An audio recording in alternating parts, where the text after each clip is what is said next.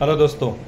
तो आज एक बहुत ही इम्पोर्टेंट टॉपिक पे हम डिस्कस करने जा रहे हैं कि कंपनी में आग लगती है, किसी इंडस्ट्री में फायर का इंसिडेंट होता है, तो उसके ऊपर सिक्योरिटी कैसे बिहेव करेगी, सिक्योरिटी क्या काम करेगी। क्योंकि बहुत बार ऐसा होता है कि ऐसी सिचुएशन में सिक्योरिटी जनरली पैनिक हो जाती है और वो अपना काम भूल जाती है। ऐसी इमरजेंसी को हैंडल करने के लिए समय समय पर दी गई ट्रेनिंग को अच्छे से समझना है और उसका पालन करना है। अगर ऐसी इमरजेंसी को हैंडल करने के लिए समय समय पर दी गई ट्रेनिंग को समझना चाहिए और उसका पालन करने से अवश्य ही आग जैसी घटनाओं से किसी ऑर्गेनाइजेशन, किसी कंपनी, किसी फैक्ट्री को नुकसान होने से बचा सकते हैं। तो अगर कहीं आग लगेगी तो आपको पता कैसे चलेगा? तो सबसे पहले आपको एक फ़ोन आएगा, वो चाहे IP फ़ोन हो या आपको कंपनी ने किसी ने CUG इशू किया हो, उस फ़ोन पे आपको सूचना मिलेगी कि कहीं आग लगी है। फ़ोन आते ही सिक्योरिटी टीम पैनिक हो जाती है, वो घबरा जाती है कि अब क्या होगा। पैनिक नहीं होना है, अपने सिक्योरिटी शिफ्ट इंचार्ज को इन्फॉर्म करना है कि इस नंबर से कॉल आया था और यहाँ पे आग लगेगी। आपको ध्यान रखना है कि कॉल किसने किया था, लोकेशन क्या बताया है, आग कितनी बड़ी है, कैसे लगेगी, जितनी हो सके मैक्सिमम डिटेल आपने लेनी है और अपने SO को बताना है। ये नहीं कि आपको आग लगे की सूचना मिली और आप सीधा जाके हूटर बजा दी। हूटर बजाने से वो सही में हूटर बजाने लायक आग थी कि नहीं थी, इतना बड़ा इंसिडेंट था कि नहीं था, वो फ़ोन एक आप कह सकते हैं कि रिहर्सल था कि क्या था, तो आपने SO के ऊपर रखना है। वो SO उसको जस्टिफाई कर, उसे SO चेक करेगा। अब SO का काम है कि इमरजेंसी रिस्पॉन्स प्लान के हिसाब से वो सेफ्टी हेड या फैक्ट्री हेड या HR मैनेजर से पूछेगा कि हूटर बजाना है कि नहीं। क्योंकि इमरजेंसी सायरन बजाने के लिए दो ही लोग ऑथोराइज हैं, एक होता है साइट कंट्रोलर जो कि फैक्ट्री हेड होता है, एक होता है इंसिडेंट कंट्रोलर जो कि EHS हेड, सेफ्टी हेड होता है। सेफ्टी हेड या फैक्ट्री मैनेजर के कहने पर इमरजेंसी का सायरन बजाया जाता है। आपको ध्यान रखना है कि इमरजेंसी का सायरन 3 बार अप 3 बार डाउन होगा, यानी कि 15 second up 5 second down, 15 second up 5 second down, 15 second up 5 second down. तो ये इमरजेंसी सायरन कोड है, आपको सायरन कोड समझना होगा। क्योंकि कभी कभी रेगुलर टेस्टिंग में या ऑल क्लियर जैसे मैसेज के लिए 1 मिनट के लिए कंटिन्यू सायरन बजाया जाता है, तो आपको समझना चाहिए कि ये या तो टेस्टिंग हो रहा है या फिर ऑल क्लियर का नोटिफिकेशन है, इंटीमेशन है। जैसे ही आपको इन्फॉर्मेशन मिलती है, आपने SO को बता दिया। हर कंपनी में एक ऑन साइट इमरजेंसी प्लान होता है जिसके मुताबिक सभी की पसंद को जो ऑथोराइज है, सबका अपना अपना ड्यूटी होता है। HR मैनेजर क्या करेंगे, फैक्ट्री हेड क्या करेंगे, EHS हेड क्या करेंगे, सिक्योरिटी हेड क्या करेगा, सिक्योरिटी सुपरवाइजर क्या करेगा, सिक्योरिटी गार्ड क्या करेगा।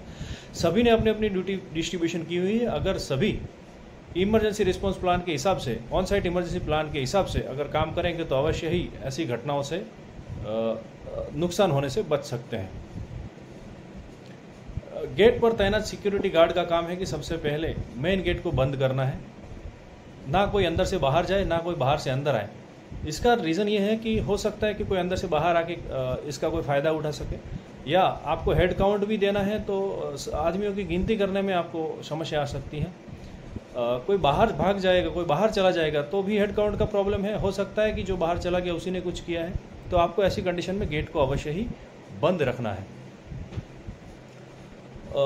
ऐसी कंडीशन में अगर आग ज़्यादा लगती है, हो सकता है सायरन भी बज गया, हो सकता है इमरजेंसी व्हीकल को भी कॉल करना पड़ सके, तो फायर ब्रिगेड की गाड़ी आ सकती है। फायर ब्रिगेड की गाड़ी आने पर सिक्योरिटी का काम है कि ट्रैफिक को कंट्रोल करना है, रास्ता खुला रखना है और साइट पर जहाँ पे आग लगी है उस जगह पे उसको डायरेक्शन देना है, वहाँ पे उसको रास्ता दिखाना है और वहाँ तक उसको टाइम से पहुँचाना है बिना डिले किए हुए। एक सिक्योरिटी का बहुत ही इम्पोर्टेंट काम होता है। इस कंडीशन में सभी लोग फैक्ट्री के अंदर से सभी असेंबली पॉइंट में एकत्रित होने के लिए आएंगे।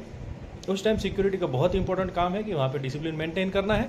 सभी को असेंबली पॉइंट में एकत्रित होने के लिए कहना है, सभी को लाइन में रखने के लिए कहना है, उनको समझाना है कि यहाँ पे आपको हेड काउंट किया जाएगा, सभी को गिनती किया जाएगा, ताकि अगर कोई अंदर फंस गया तो उसको बचाया जा सकता है, किसी की जान का नुकसान ना हो पाए। तो ये हेड काउंट एक बहुत ही इंपॉर्टेंट रोल है। तो असेंबली पॉइंट में सिक्योरिटी को हेड काउंट करने में सेफ्टी मैनेजर या सेफ्टी हेड या EHS हेड को हेल्प करना है। साथ ही जो गेट पे सिक्योरिटी गार्ड है, जहाँ जहाँ पर मैन पावर का एंट्री होता है, जहाँ जहाँ पर मैन पावर का कैलकुलेशन होता है, उस जगह पे उस सिक्योरिटी गार्ड का काम है कि वहाँ पे इमरजेंसी का कॉल आने के बाद इस फैक्ट्री में, इस ऑर्गेनाइजेशन में कितने लोग हैं उसकी गिनती निकाल के रखें, क्योंकि हेड काउंट होने से तुरंत बाद वो गिनती मांगी जाएगी, वो हेड काउंट मांगे जाएंगे और उसमें चेक किया जाएगा कि अंदर कितने लोग आए थे और अभी असेंबली पॉइंट में कितने लोग हैं। जो नहीं है इसका मतलब वो कहीं ना कहीं फंसा है, तो उसको बचाने की प्रक्रिया चालू की जा सकती है।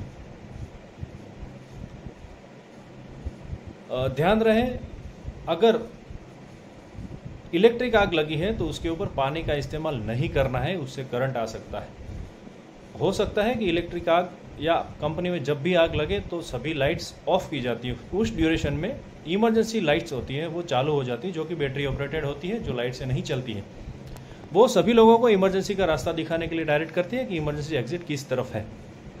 अब फायर हाइड्रेंट सिस्टम को चलाने के लिए ऐसी स्थिति में एक DG set, diesel generator set लगा रहता है, जिससे वो फायर हाइड्रेंट लाइन को फुली प्रेशराइज करके चालू कर सके, पानी आ सके। इस कंडीशन में डीजी सेट चलाया जाता है। आपको पंप हाउस के बारे में भी जानकारी होनी चाहिए कि पंप हाउस में 3 पंप होते हैं, एक जॉकी पंप, एक मेन पंप, एक DG set pump. Jockey pump generally पाइपों को प्रेशर मेंटेन करने के लिए रखा जाता है। जब भी पाइप में प्रेशर कम होगा तो जॉकी पंप ऑटोमेटिक चालू होगा।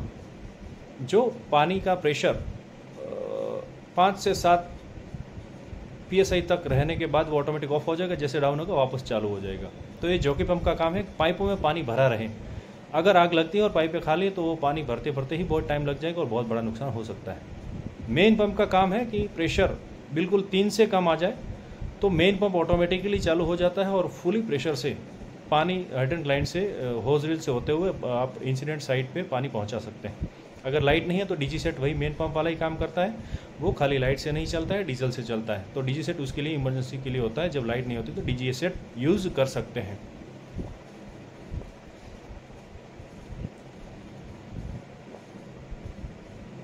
हर कंपनी में एक SCBA set, self content breathing apparatus रखा रहता है, जो कि नॉर्मली हवा भरा रहता है, जिससे आप अगर धुआं जैसी कंडीशन है और वहाँ पे जाना है, क्योंकि वहाँ कुछ दिख नहीं रहा होगा, बहुत सारा धुआं है, आप सांस नहीं ले सकते, ऐसी कंडीशन में SCBA सेट यूज़ करना है।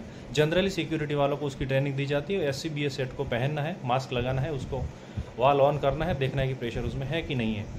अगर वो भरा हो उसको पहन के आप आगे तक जा सकते हो, आपको सांस लेने में कोई प्रॉब्लम नहीं होगी। और जब वो खाली होने वाला होगा तो एक सायरन बजता है, तो तुरंत वापस भी आ सकते हो। ऐसा BA सेट पहन के आप होज रील लेके, होज पाइप लेके सबसे आगे जाके आप आग बुझाने की कोशिश कर सकते हैं।